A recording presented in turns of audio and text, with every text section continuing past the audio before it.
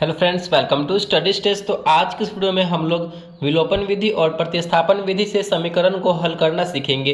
इन दोनों विधियां से जो है आपकी क्लास 10th के जब भी बोर्ड एग्जाम होते हैं तो उन बोर्ड एग्जाम में इन दोनों विधियों को आपसे पूछा जाता है क्वेश्चन समीकरण को हल करने के लिए। तो यहाँ पे पहले हम विलोपन विधि सीखेंगे इसी वीडियो में, उसके बाद जो है प्रतिस्थापन विधि से समीकरण, यानी दोनों विधियां जो है इसी वीडियो में सीखने वाले हैं। बहुत ही सिंपल तरीके से यहाँ पे हम आपको बताने की कोशिश करेंगे। तो चलिए स्टार्ट करते हैं। पहला यहाँ पे हमारा क्वेश्चन क्या है, समीकरण x minus y equal to 2 है और 3x plus 2y equal to 11 है को विलोपन विधि से हल करना है। ये जो हमारा इक्वेशन दिया गया है, समीकरण दिया गया है, इसको हमें विलोपन विधि से यानी एलिमिनेशन मेथड से इसको सॉल्व करना है। तो चलिए इसको सॉल्व करते हैं। आप अच्छे तरीके से समझते चलिए कैसे कैसे ये सॉल्व होने वाला है। ठीक, पहले हमारा इक्वेशन दिया गया है उसको लिखेंगे।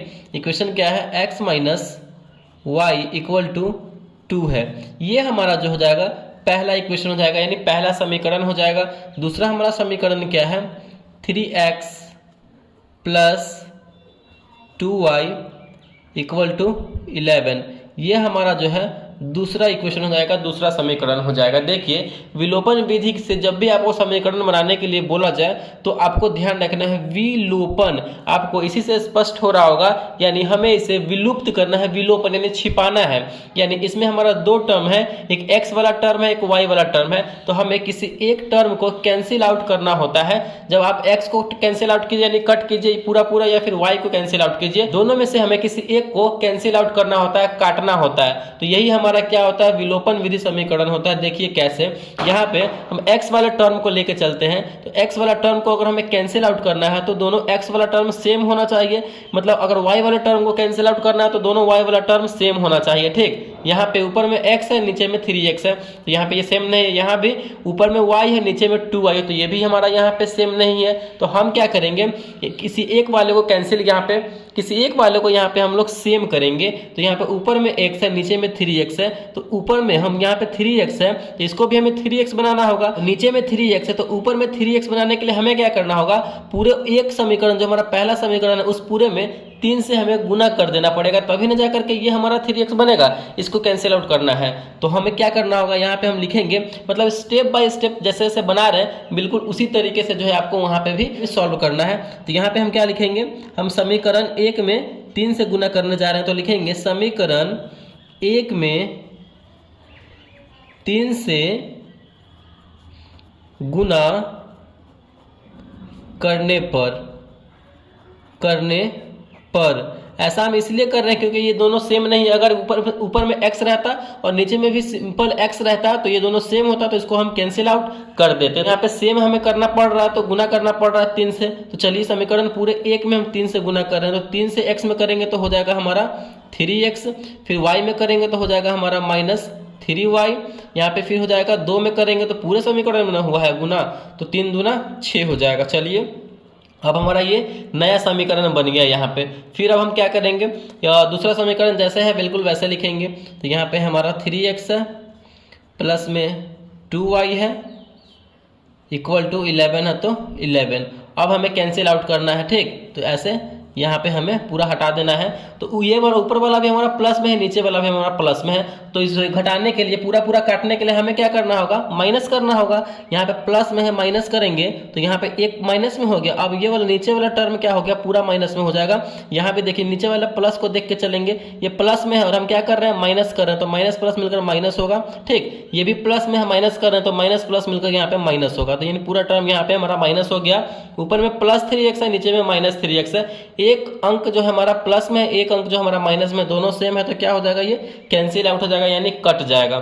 चलिए यहाँ पे देखिए ऊपर में माइनस 3y है, नीचे में माइनस 2y है, इसको हमें देख के चलना है। तो माइनस 3y और माइनस 2y मिलकर क्या हो जाएगा, माइनस 5y हो जाएगा इक्वल टू 6 में से यहाँ पे अब 11 घटेगा। 6 प्लस में है, 11 माइनस में, तो 6 में से 11 घटेगा, कम में से ज़्यादा घट रहा है तो माइनस में यहाँ पे 5 बचेगा। चलिए देखिए यहाँ पे बराबर के दोनों तरफ माइनस है तो हम क्या करेंगे, माइनस से माइनस कैंसिल हो जाएगा। अगर इक्वल के दोनों तरफ माइनस है तो माइनस से माइनस कैंसिल हो जाता है, हमारा बचा 5y इक्वल टू 5। तो यहाँ पे देखिए y को अकेला रखेंगे y का वैल्यू निकालने के लिए, तो y अकेला रहेगा, 5 अपने जगह पे है, इस y के साथ 5 लगा हुआ था, तो क्या करेंगे हम, ये 5 इधर नंबर के साथ चला आएगा तो y के गुना में लगा हुआ था, बराबर के उधर जाएगा तो भाग में हो जाएगा, तो ये हमारा भाग में आ गया। 5/5 कितनी बार में कटेगा, एक बार में कटेगा, यानी फाइनली जो है हमारा यहाँ पे क्या हो गया, y का वैल्यू क्या निकल के आ गया, तो 1 निकल के आ गया।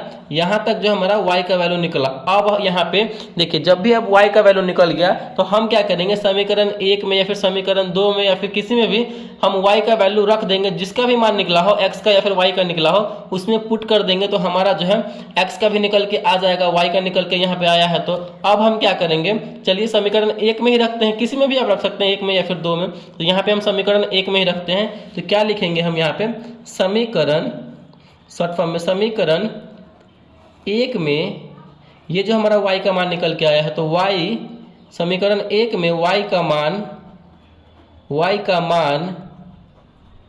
रखने पर, समीकरण 1 में y का मान रखने पर, तो समीकरण 1 हमारा यहाँ पे क्या है, x minus y equal to 2 है, यही ना है, x minus y equal to 2 है। तो यहाँ पे y की जगह पे क्या रखेंगे हम, 1 रखेंगे इस y की जगह पे, तो x माइनस 1 रखेंगे y की जगह पे इक्वल टू 2, फिर इस x माइनस 1 है, बराबर को उधर भेजेंगे तो प्लस में हो जाएगा, तो यहाँ पे 2 और यहाँ पे माइनस में है तो प्लस में आ जाएगा 1, तो यहाँ पे हमारा क्या आ गया, x इक्वल टू 2 और 1 3, यानी फाइनली जो है हमारा x का वैल्यू आ गया 3 और y का वैल्यू यहाँ पे आ गया 1। तो यही जो हमारा विलोपन विधि से समीकरण को सॉल्व करके हमें x और y का वैल्यू ही पता करना होता है, तो यहाँ पे हमने पता कर लिया है। तो इसी तरीके से जो है हम विलोपन विधि से समीकरण को सॉल्व करेंगे, यही तरीका है विलोपन विधि से समीकरण को हल करने का। आप किसी एक टर्म को x को या फिर y को सेम रहेगा तो कैंसिल आउट करना होगा, तो हमारा जो है पूरा विलोपन विधि बनकर तैयार हो जाएगा। और एग्जामिनर जो है इस तरीके से बनाते हैं तो आपको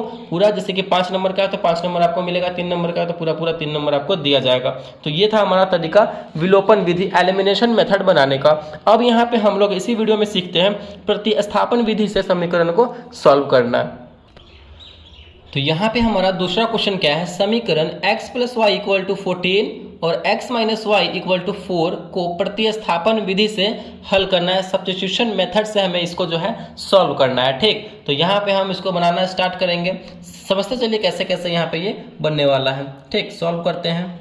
यहाँ पे पहले समीकरण को लिखते हैं, इक्वेशन हमारा है x plus y equal to 14 है, दूसरा है हमारा x minus y equal to 4 है, ये हमारा फर्स्ट इक्वेशन हो जाएगा और ये हमारा सेकेंड इक्वेशन हो जाएगा।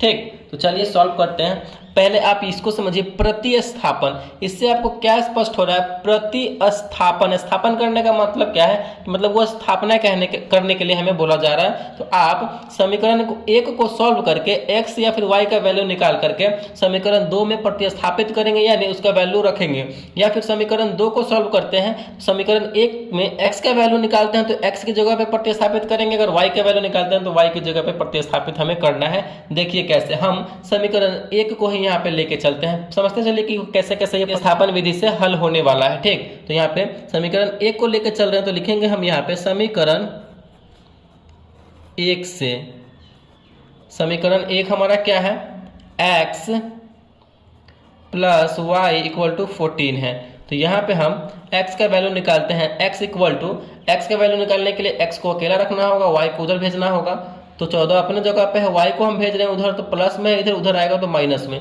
यानी हमारा जो है x का वैल्यू निकल के क्या आया, x equal to 14 minus y, ये हमारा समीकरण 3 हो जाएगा। चलिए यहाँ से हमने समीकरण 1 से x का वैल्यू निकाल लिया है, तो अब हम क्या करेंगे, इसी x के वैल्यू को समीकरण 2 में पुट करेंगे, यानी रखेंगे। तो यहाँ पे लिखेंगे समीकरण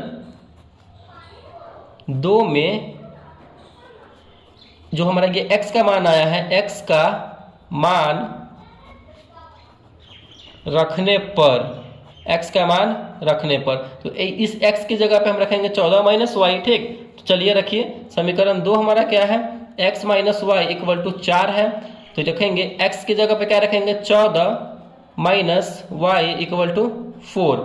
ठीक, यही ना हमें रखना है, x की जगह पर ये रख दिए, और यहाँ पे y भी है, माइनस वाई है, तो माइनस वाई यहाँ पे लिखेंगे, ये वाला टर्म है ना इसमें, तो y वाला टर्म लिखेंगे, चलिए यहाँ पे देखिए 14 माइनस वाई और माइनस वाई मिलकर क्या हो जाएगा, -2y हो जाएगा इक्वल टू 4।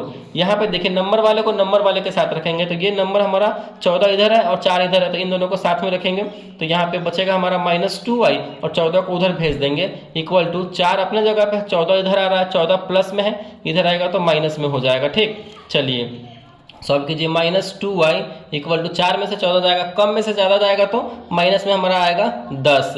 यहाँ से दोनों तरफ माइनस में है, देखिए माइनस के इधर -2y और माइनस इक्वल के इधर माइनस में, तो दोनों अगर बराबर के इधर उधर माइनस रहे तो दोनों आपस में कैंसिल आउट हो जाता है। तो यहाँ से हम y का वैल्यू निकाल लेंगे तो y इक्वल टू क्या हो जाएगा 10, और यहाँ पे y के गुना में 2 लगा हुआ है, बराबर के इधर भेज रहे हैं तो माइनस, बराबर के इधर भेज रहे हैं तो ये भाग में हो जाएगा क्योंकि गुना में था, तो 10 में 2 से भाग करेंगे तो कितनी बार में कटेगा, 5 बार में कटेगा। यानी फाइनली जो है हमारा y का वैल्यू निकल के आ गया 5। तो यहाँ से हमारा y का वैल्यू पता चल गया। तो अब हम क्या करेंगे, समीकरण 1 में या फिर समीकरण 2 में आप यही y का वैल्यू रखेंगे ना तो पूरा मतलब पूर्ण रूप से जो है आपका x का वैल्यू भी पता चल जाएगा। तो यहाँ पे हम क्या लिखेंगे, बगल में यहीं पे कहीं पे लिख देते हैं, यहीं पे समीकरण 1 में y का मान रखने पर, आप किसी में भी रख सकते हैं, समीकरण 1 में या फिर समीकरण 2 में। तो समीकरण 1 हमारा क्या बोलता है, यहाँ पे समीकरण 1 है x plus y equal to 14 है, यही ना है, x plus y equal to 14 है।